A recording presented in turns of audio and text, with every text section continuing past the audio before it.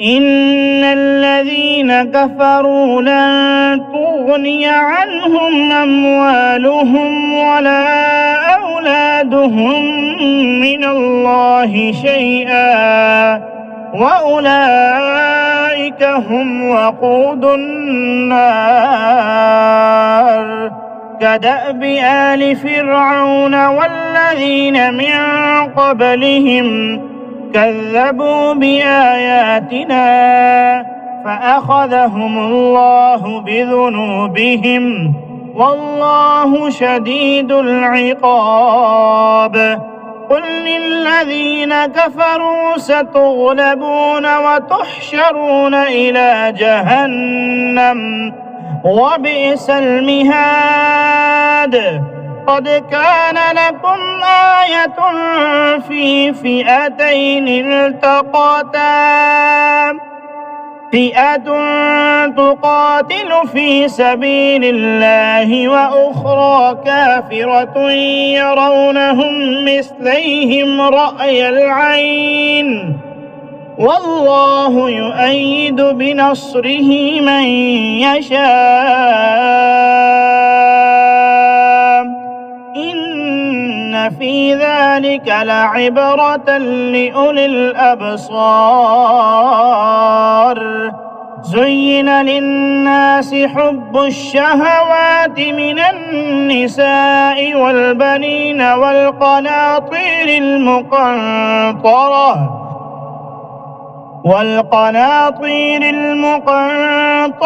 من الذهب والفضة والخيل المسومة والأنعام والحرث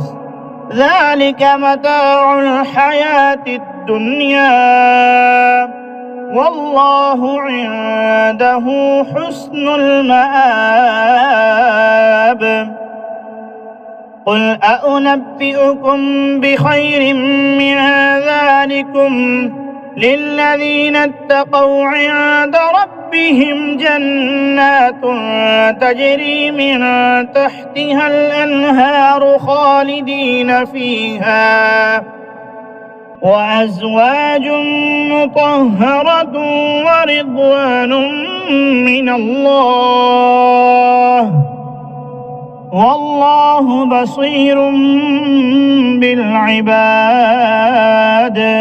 الذين يقولون ربنا إننا آمنا فاغفر لنا ذنوبنا وقنا عذاب النار الصابرين والصادقين والقانتين والمنفقين والمستغفرين بالأسحار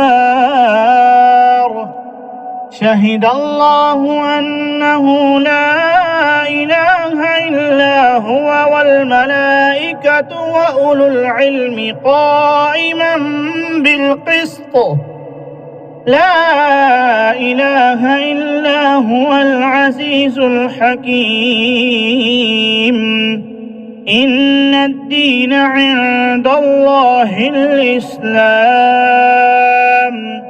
وما اختلف الذين أوتوا الكتاب إلا من بعد ما جاءهم العلم بغيا بينهم ومن يكفر بآيات الله فإن الله سريع الحساب فإن حاجوك فقل أسلمت وجهي لله ومن اتبعن وقل للذين أوتوا الكتاب والأميين أأسلمتم